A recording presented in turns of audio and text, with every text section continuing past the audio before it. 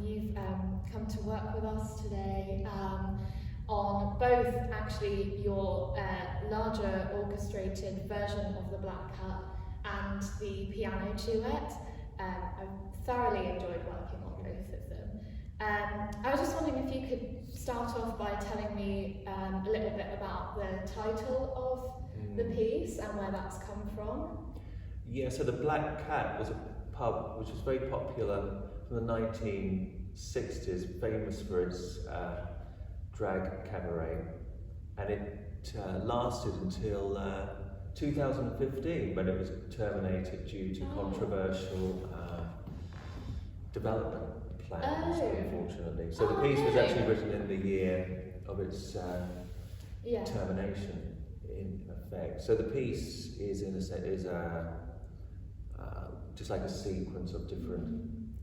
So in a way, it's to like kind of commemorate it. It is. I think that comes across more vividly in the ensemble version because at the end there's this long, almost like written out fade out on one note, and that's almost like all the show. Whereas that on the other, it's more discreet, perhaps on the piano version. Also, I should maybe say at the back of my mind was Pierre Boulez, in fact, who in the 90s, who one of his first jobs was working in a famous cabaret club in Paris called Foire Beige or something. And he was playing things like the Warsaw Concerto with Pink Light and all. So and all the while writing his second piano sonata. So these kind of the opposite these conflicts going on at the same time interested me, and I think it was something to reflect in the piece. Sure. So you started off with the piano duet version. What made you choose that to begin with? A piano duet. It was written at the request of Rolf Hein for a festival to occupy the pianos or something, with a specific focus on LGBTQ composers. And I realised it was going to be a piano duet, and it's a medium which interests me. Because you're a pianist as well. Pianist, and I've been practicing piano duets with a friend of mine, at least in the kind of run-up, at least 5 years prior to that. Also, my one ever attempt at writing a piano duet once, I wasn't very satisfied with, so I thought this would be an opportunity to address some of these things.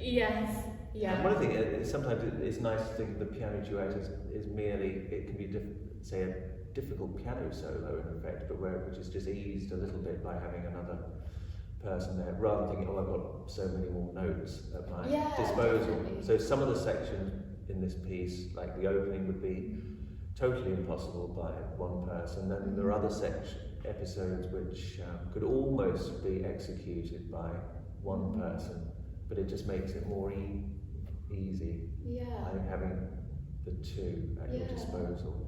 Great. So how did you then go from having the piano duet to orchestrating it? What made you,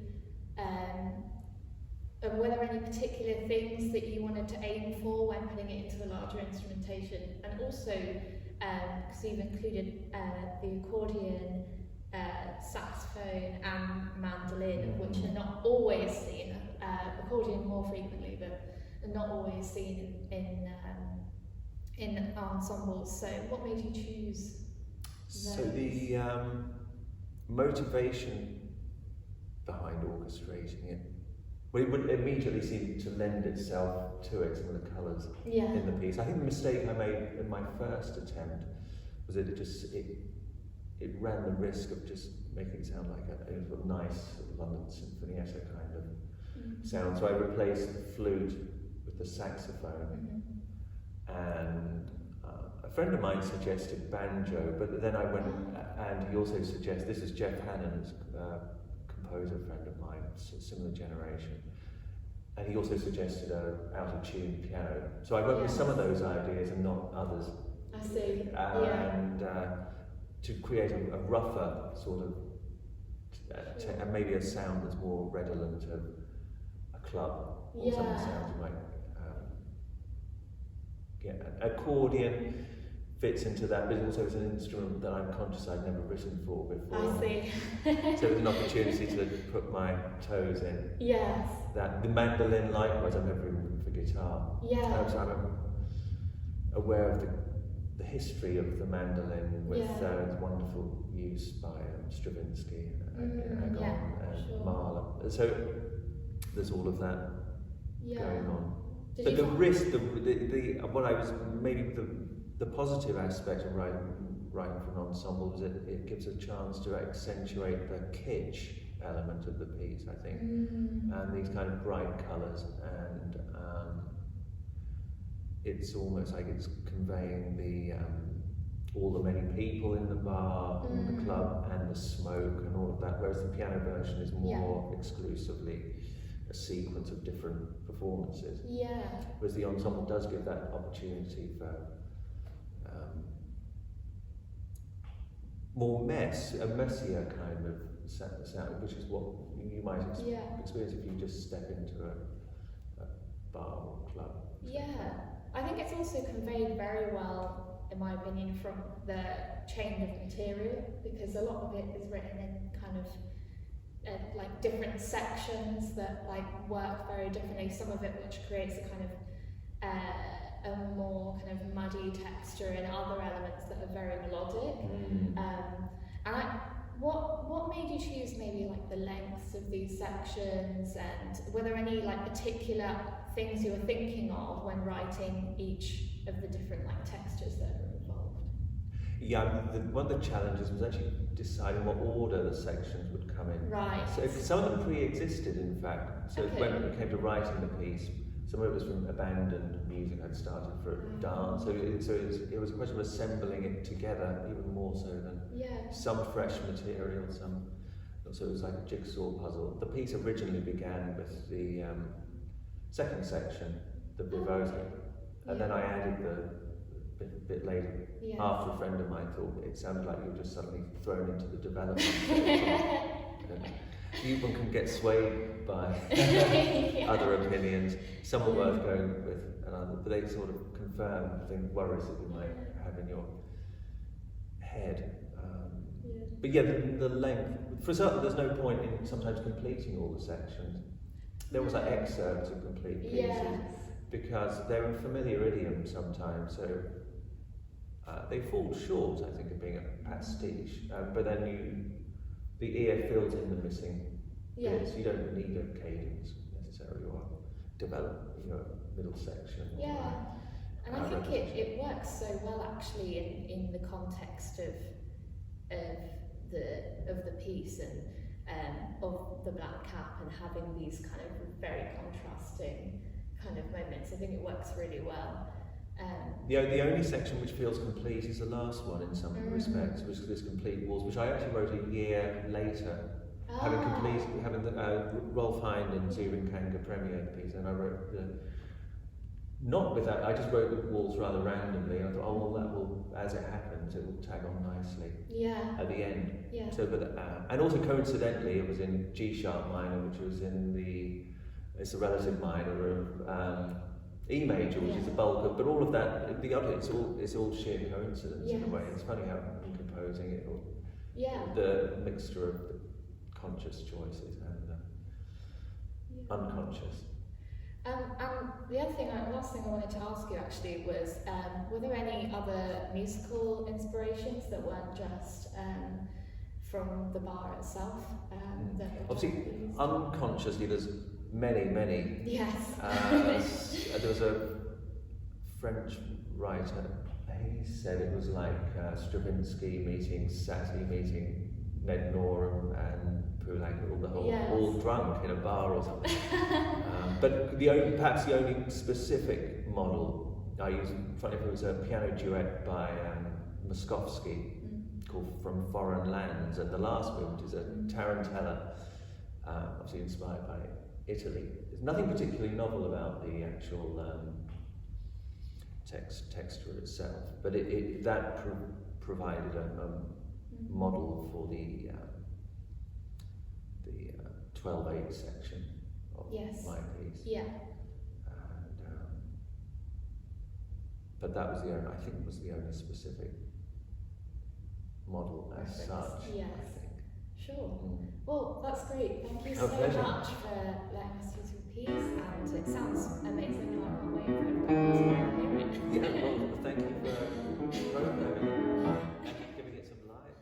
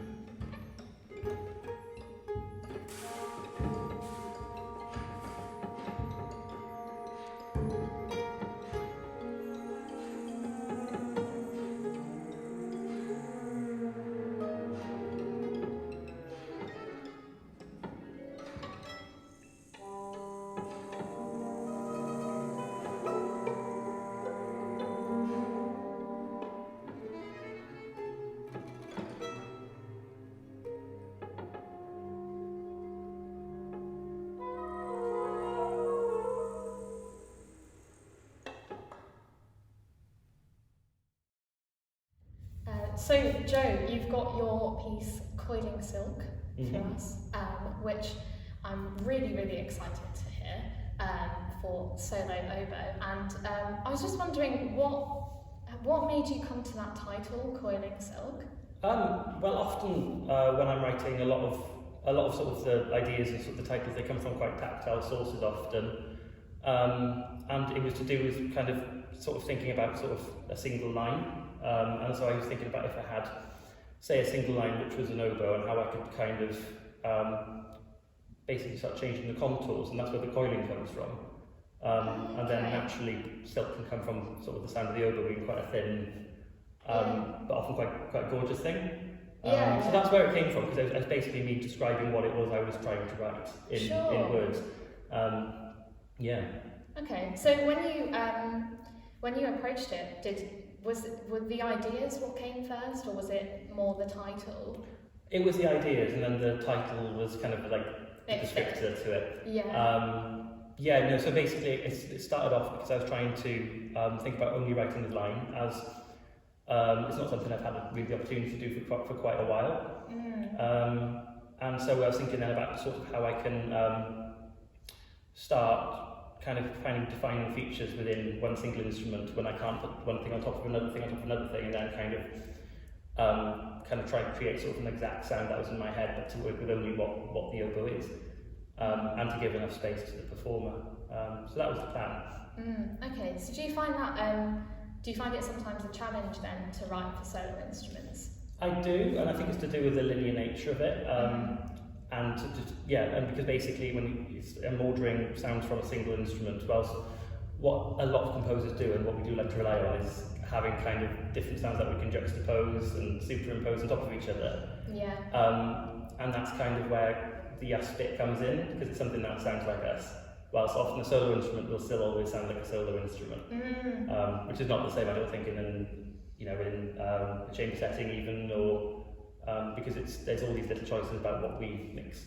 Yeah, it's kind of got to hold its own entity in a way, doesn't it? And I was thinking I didn't want to worry too much about it either, because I'm more than happy just to let an oboe be an oboe. And I don't feel, I've never really felt much of a need to try and change what its role is, or to really challenge that. It was, so for me it was quite a simple starting point. What would you say like the role of the oboe was for you in this piece? What made you gravitate towards that? Well, my mum played the oboe when I was little, not a lot. But so I think it's like I said, if I was going to write a piece for a solo woodwind instrument, it would be the first thing that would come to mind, because it's kind of I've got my own sort of memories and sort of recollections of it. Oh, that's nice. So it does come from like a personal point of view. But I think it's when it comes to sort of writing music that is often quite pitch based, it can be a really great instrument to kind of convey that through, more so than perhaps on other instruments. Sure. So also looking through your score, I noticed there's quite a kind of separation between registers in the piece. What's your thinking behind that? Well, for me, it was trying to find kind of some kind of tension within the sound of the oboe, and I was trying to think about the different kinds of tensions that can come through different kinds of register. And so if I was thinking about how I can change the inflection of the sound quite quickly through these leaps. And so I think when you listen to the piece, it's quite obvious that often I've got it's a single kind of line that's going throughout, and at some point I start pulling it apart, so it becomes a sort of dialogue with itself. And so I was using the register as a way to kind of try and separate that kind of information out as well. Do you think that's kind of also the tension kind of created from the actual leaps? From the actual leaps itself, from the player having to switch between this really high pitch and a lower pitch? Yeah, definitely. Definitely, and I think it's one of the good things about writing solo music, because often it can be so complicated. Often, writing hard pieces of music and music that can be challenging. due to sort of real life pressures, and a solo piece is a great chance to be able to kind of to get in depth with that, especially when you're working closely with the performer. It just makes it's a completely different process, and you've got liberty to do some things that you might not do in other settings. Yeah, because I suppose it's kind of the conceptual element of what these different registers sound like, alongside working with a human being that's got to perform it in a way, isn't it? Exactly, and I think it was, some of them are rather tricky, but it was the effect I was after. I think it needed to be there. Yeah. How did you find working with Russell on this? Well, he's very straightforward, which was nice, because sometimes you could sometimes hit a bit of a roadblock, and it makes the rehearsals drag on, and then everyone loses their steam. But it was so we had a couple of rehearsals.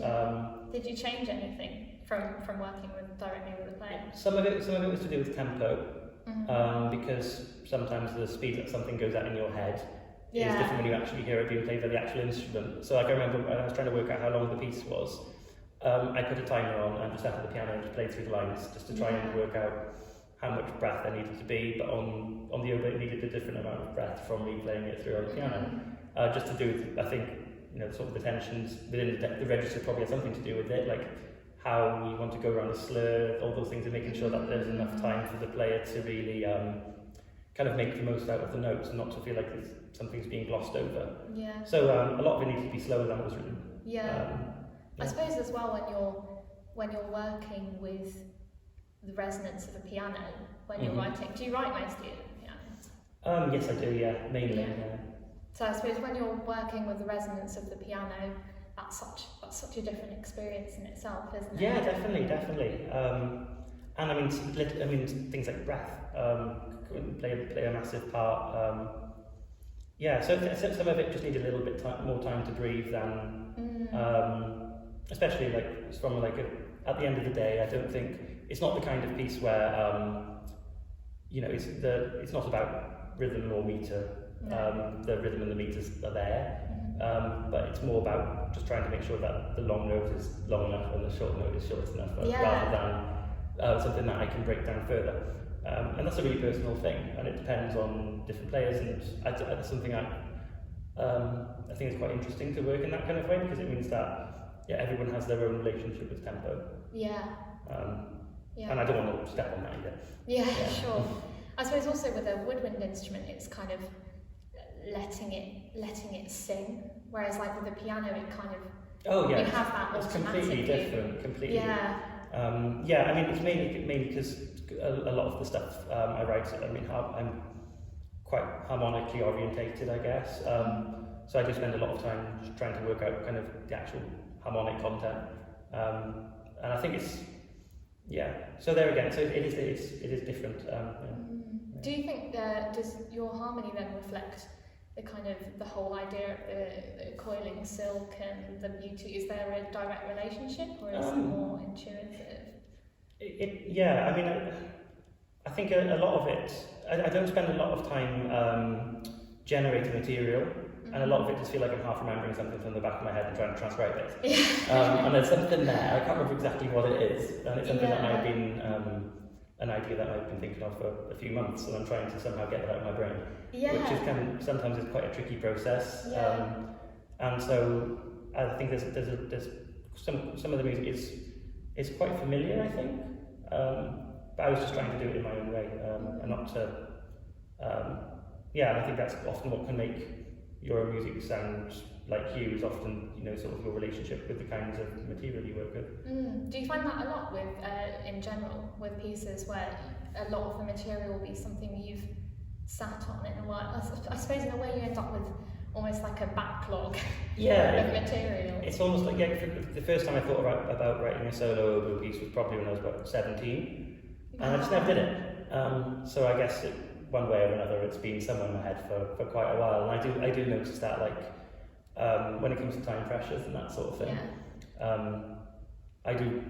things do sit in my head for quite a while, and they seem to work themselves out without me forcing it often. as long as there's no time pressure. But that's, Yeah, I guess it allows time for refinement as well of the idea in a way. The things that stick with you are going to be the things that feel most personal to you, I suppose. And and I think there's often a clear link, because like often I know what the material is, even before I've got the notes. I know what, say, material A is and what B is, and I know roughly how I know how I want to relate them. And then it's often just a matter of just going off and finding the notes. Often, I mean, it's not always that straightforward. I wish it was, but so it's like, I get that. So sets of material, and then is it then a case of developing it into the finished piece? I think there's a lot of it just trying to find out if I've got different kinds of material, about all the different ways that they could relate. Don't have to use them all. And trying to think, it's a game of almost what's the same and what's different, and what's the same and interesting, and what's different and what's interesting. Great. So that's it really. Yeah, that sounds great. That's really interesting. Thanks for this little interview, and I really look forward to hearing the piece. Yeah, thank you.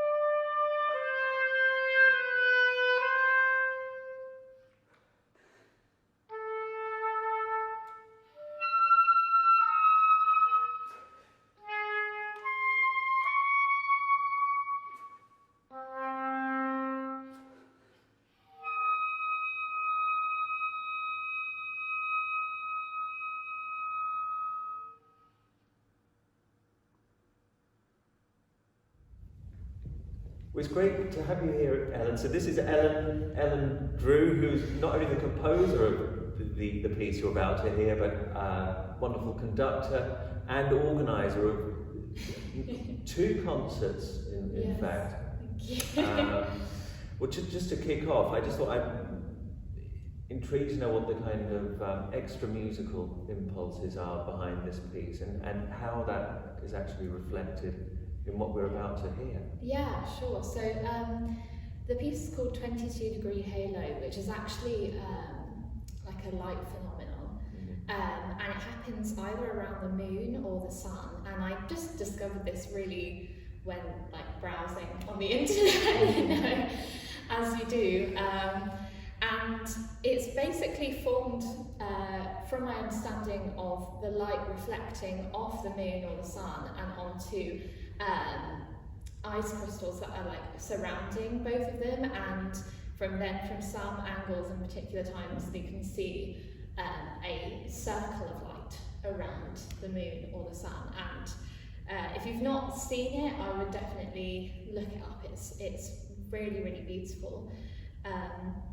But I wanted to use this both just because it's I love it as a name, and also the beauty of the phenomenon. And so the way I kind of wanted to use it in the material itself was to kind of pick up on the fact that when you look at the phenomenon, all you're seeing is this like circular light, but actually what's happening is lots and lots of tiny crystals are reflecting the light.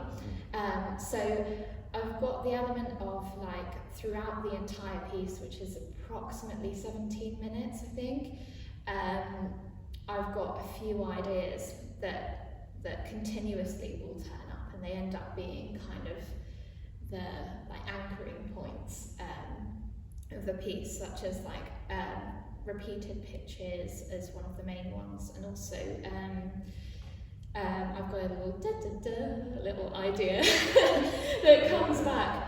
But then, considering it's a much longer piece, the challenge is then extending it, and so it was trying to like bring up those ideas within different contexts and using the material in a different way. So, for example, near the end, the da-da-da is actually all the notes from that are held for several bars, so you don't notice it as being that idea which is very clearly presented at the beginning at all. So yeah, it's kind of that, and then because I'm essentially using the same material, seeing the same light, but actually there's lots of little details that are going on that's making that happen.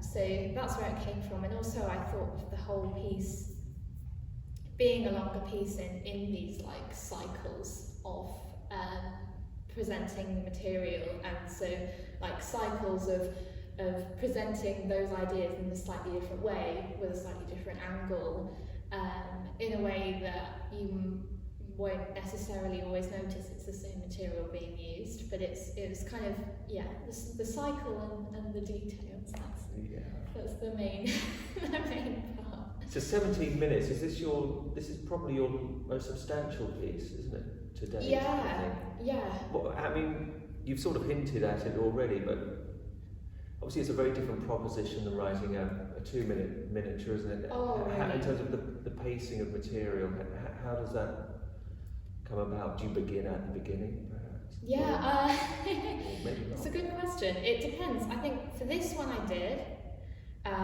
but I wouldn't restrict myself to that in the future. I think the most interesting thing I find actually when writing a longer piece is more your like real-time compositional thinking is very different. You have like your process changes so much, whereas like if I'm writing something that's like 1 minute, 2 minutes, something like that, I will definitely want to be like focusing on that all in one go. But 17 minutes, you can kind of step away from it.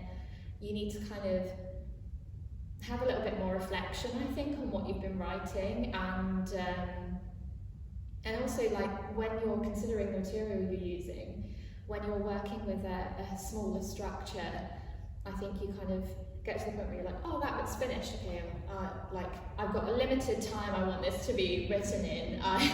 I'll fit the material to that, or maybe the one idea won't really develop too much, but it will just like show it, like it would be maybe textural differences or something like that. You won't present it as like entirely neat material because it will be such a succinct, tiny, small piece. So for something like this, in a way, you kind of have the freedom to like sit on an idea for a bit longer and also think, okay, so I've got this idea that I really like. How can I develop it and change it to last this entire duration without becoming monotonous, essentially? So I find that actually like I found that psychologically the most like interesting thing is that you have to approach it so differently. But I definitely thought of this in sections, but I'm not sure entirely if that's because it was a longer piece or just because of my concept of having cycles and thinking of it in that way. Also, I'm wondering if, because you don't just dive straight into putting onto Sibelius, I think you do have a kind of perhaps a better overview by these pencil sketches in advance. So that I would imagine is a great enabler. Yeah, definitely. I find it. I think Sibelius is a fantastic tool, but especially when sketching and writing a new piece, I find it so much easier, I think, to just like have all my timings marked down, which you've seen. I'm very meticulous about like where I am and that kind of thing, and it's just I just love being able to have an overview, and you know you can lay all your sheets of paper out like on your wall or on your bed or wherever and see it like that, and I think. I don't know, I find Sibelius a little bit like restrictive when I'm coming up with initial material. I think for me it's different for different people, but for me it tends to take me in directions I didn't necessarily want to go in, so I think writing on paper keeps that a sense of clarity. And also I wondered if you're interested in the visual arts, drawing, etc., whether that also puts you in touch with that as well. Yeah, maybe.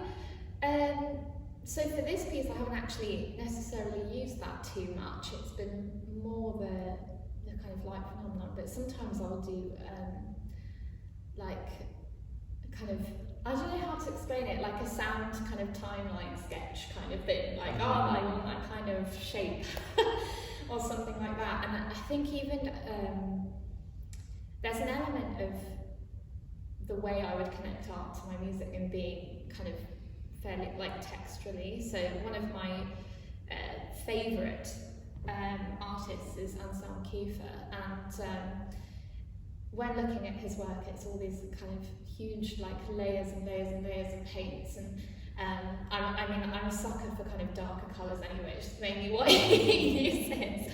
But when you think about how all of those layers are kind of working to create kind of a very like actually intricate texture, I like to think about in certain points of my piece that those kind of like how those textures sound to me.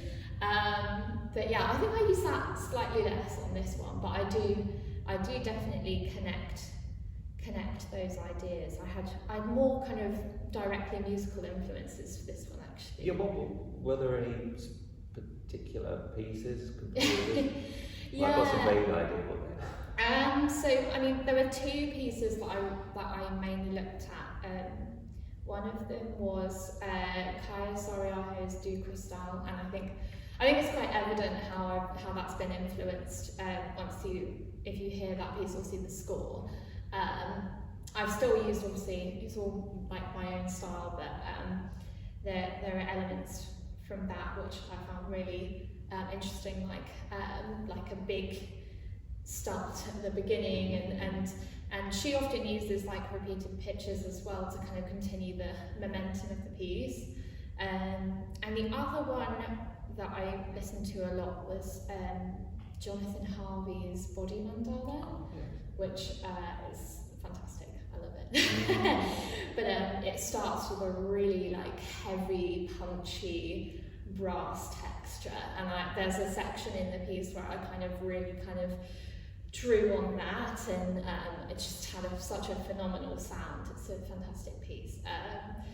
It's quite easy to spot when that happens in the piece. Suddenly we have the lower register and these repeated pulses on the because I think that bit was, I consider this like the start of a cycle as well. So I often have had there's like a build up and then it kind of clears the air into this like new texture. But that bit is very, very inspired by that. I have to say, in rehearsal, we were maybe worried about how that might, because it's quite rhythmically, it's quite tricky on it, and yet from the outset, this it shows how quick the players were responding to this, and also how clear the notation. Yeah, it worked very well, and I think the added difficulty was when I then added like these other, like the trumpet part and things like that were going over the top of it.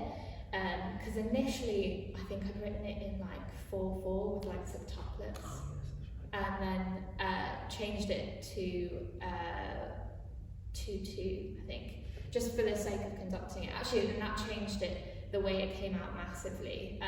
It really helped, I think, and it helped the trumpet part that wasn't in septuplets to then settle more with that kind of pulse as well alongside those. So yeah, I think it helps all the rhythms to kind of settle together. Well, that in a way brings us quite neatly onto the whole about conducting your own music yourself. I mean, it's not your first experience of conducting, but this is certainly your most substantial, isn't it? What as a sensation? How would you describe? Yeah, I mean, it's been fantastic. Like just turning up to see like quite a number of players that have come to play and being able to like conduct them and all of that has been fantastic. I mean, my previous conducting experience, I've had some lessons here at the Royal Academy of Music, but other than that, it's been mainly in rehearsals actually. So in a performance setting, it's been very, very exciting, and it's a weird one, I think, as well, when it's your own piece. So I think for other people's,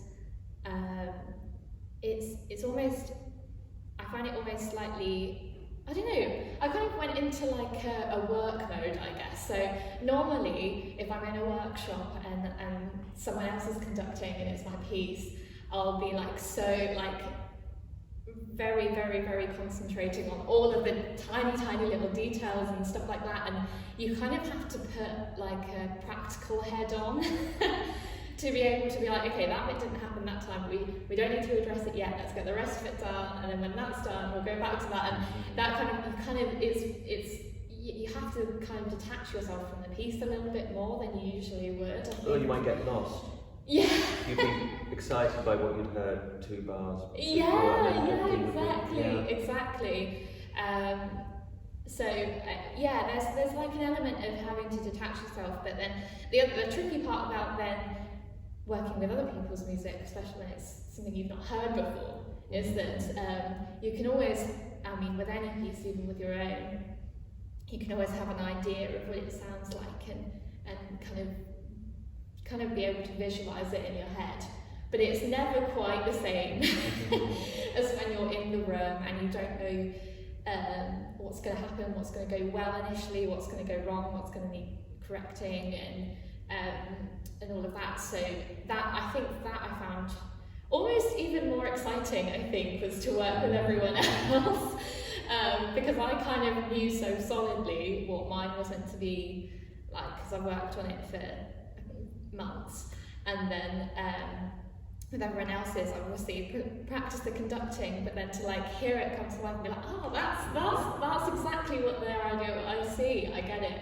yeah, that makes sense with what I was kind of thinking. So it's very exciting, and I think as well when you like first run through a piece, it's that whole thing of like you just gotta go, I think, and almost the first run through you always have to kind of detach yourself, because you just want to be like, okay, I want to get all the tempos right for the piece that I've not fully heard properly before, make sure it's all coming across well, and then reflect on it afterwards. So. That's right, because it can paralyse players very early on if you kind of throw in lots of verbal corrections from the outset. So I think it's good to just let things take place, to be tempting though it might be.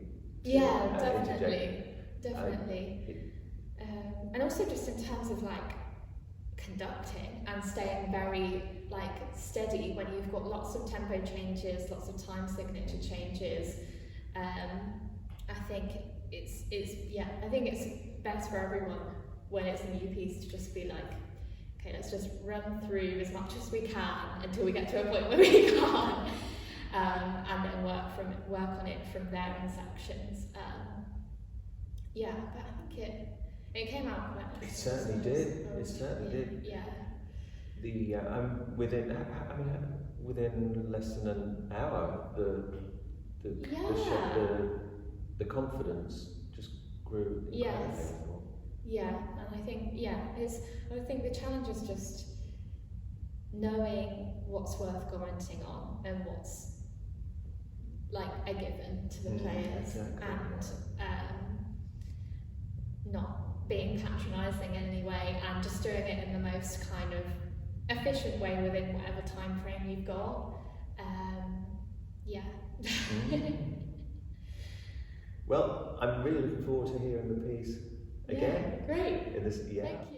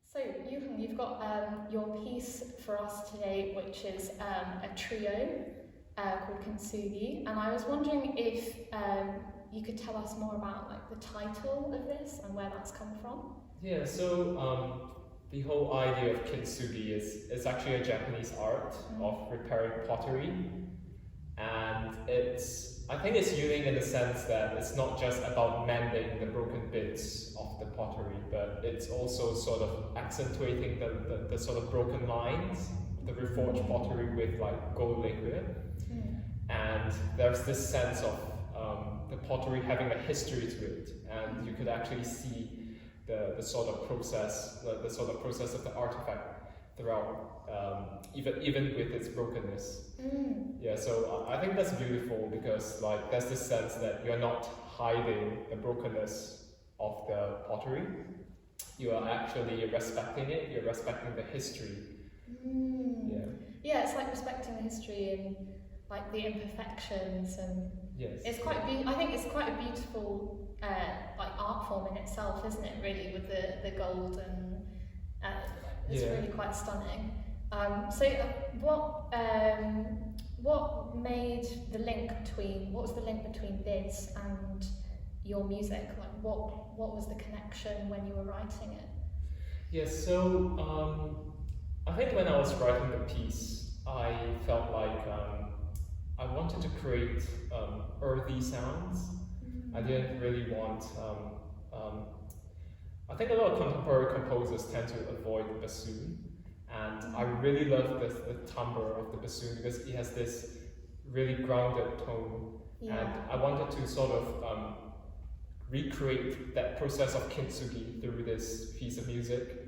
So the percussionist would actually sort of do dramatic effects that sort of show that process of Kintsugi, while the bassoon and piano plays this really meditative, quite a simple melody in a way. And there's this sense of, I think in Japanese aesthetics, there's a sense of beauty through simplicity, and the melodic line is really diatonic, it's really simple.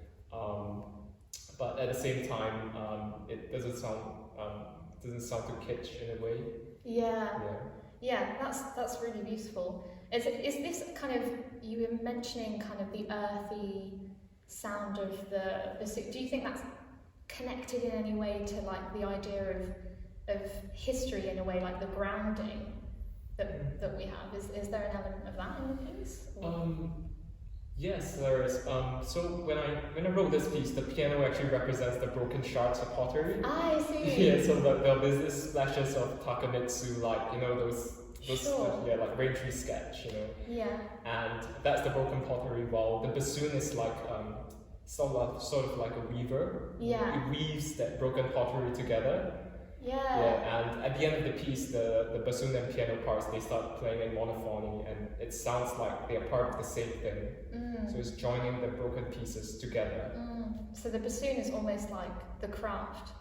Yeah. And then the piano is kind of the history and the pottery itself. Yeah, that's really exciting. So the other thing is, I think from what I remember in the score, is that you have the kind of the melody itself that begins in the bassoon, it kind of extends each time and elaborates. And what was the reason for this? And how do you think you came from the original kind of iteration of this melody into the point where they all kind of merge together? Yeah, so the melody, I actually got the idea of crafting my melody based on the idea of a rolling window in econometrics. So there's this sense of, you could actually see the whole melody at the end of the piece, but throughout the beginning and the middle, you just see snapshots of it. I see. So it's kind of like a rolling window where there's a sort of window here and it's moving just slightly across the melody.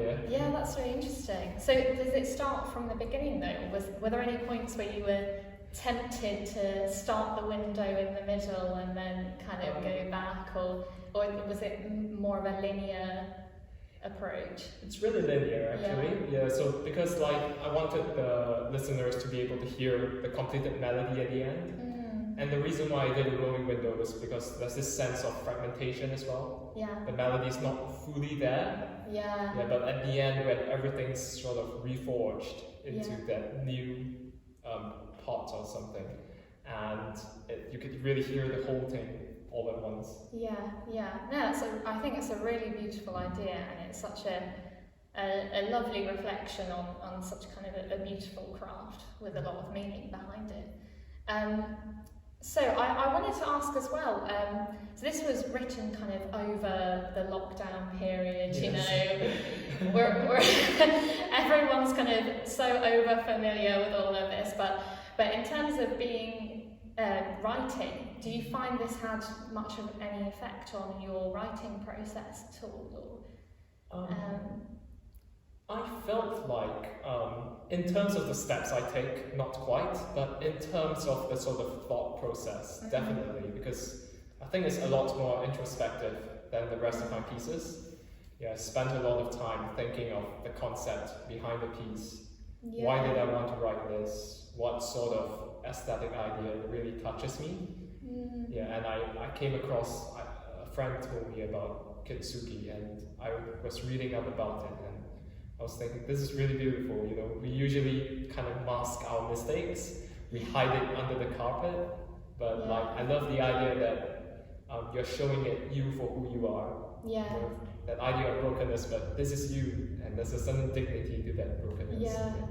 And actually, that's really interesting you put it that way, because I think that's so representative of so many people's experiences when they're at home. Is you kind of review yourself in a way, and what's happened and how you are and who you are and that kind of thing, and actually to have that connection both to the craft itself and also to be able to have the kind of reflecting a state of mind really, and of being at home and being by yourself and all of that. I think it's very, very apt.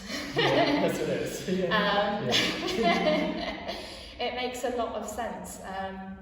And yeah, there's something I think quite magical about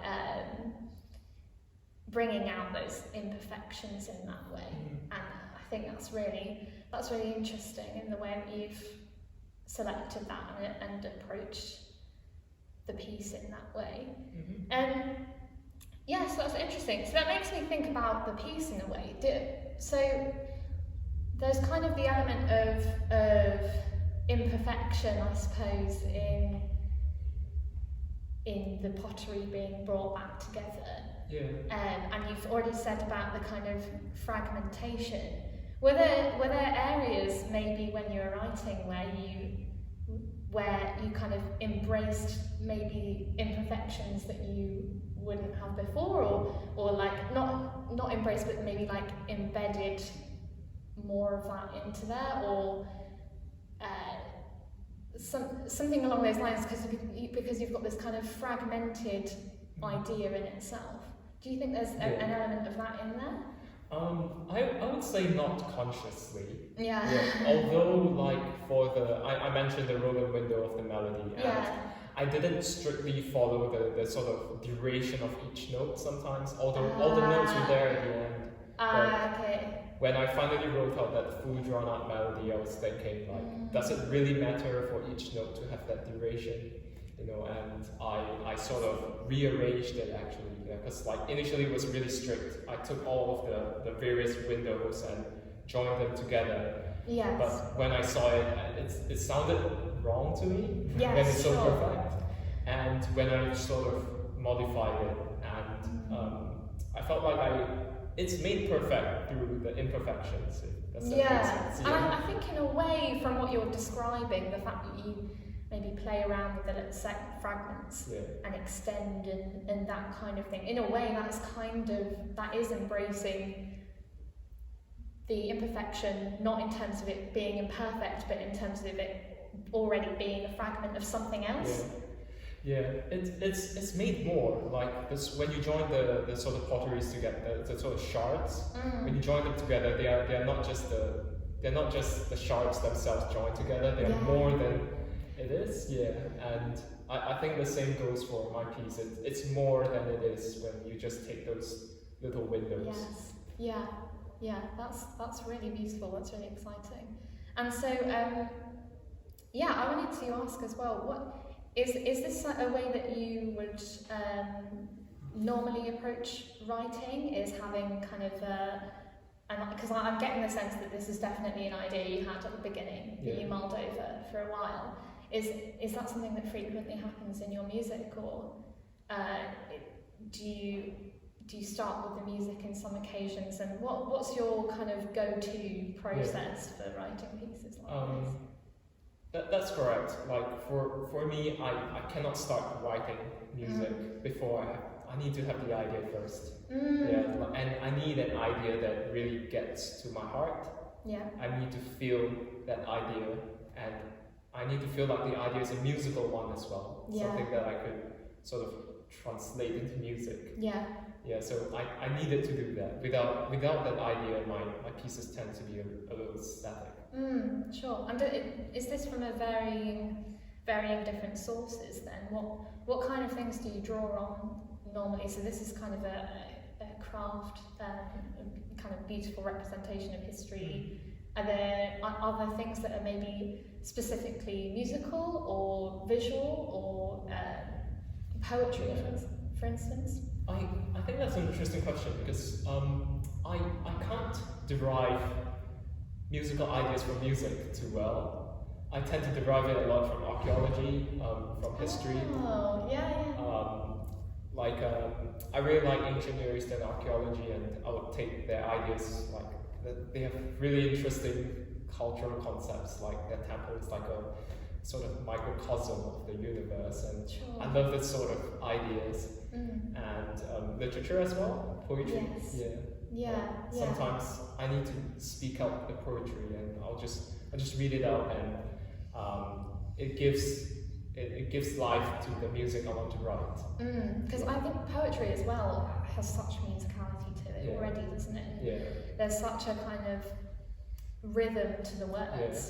So does that directly influence maybe the music itself, the kind of rhythm of the poetry, or is it more the kind of the general, like more of the meaning and I think that's interesting because when I was reading Shakespeare, I find it really hard to translate it to music because it's really fixed in the sense, the sort of iambic pentameter and stuff. Yes. But when I read like freeform poetry like T.S. Eliot, and I felt like that could translate more to music because it's kind of free in form, and that's a little like contemporary music. Sometimes the form is kind of up to you.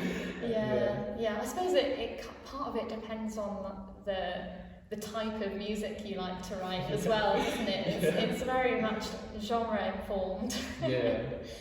But that's really exciting. Thank you so much for this interview. I'm really excited to hear your piece. It's going to be very exciting for sure. And I'm excited to hear all of the fragments coming together and coming together right at the end to form one thing. It's very nice. I am too. Yeah, thank you. All right, thanks for this.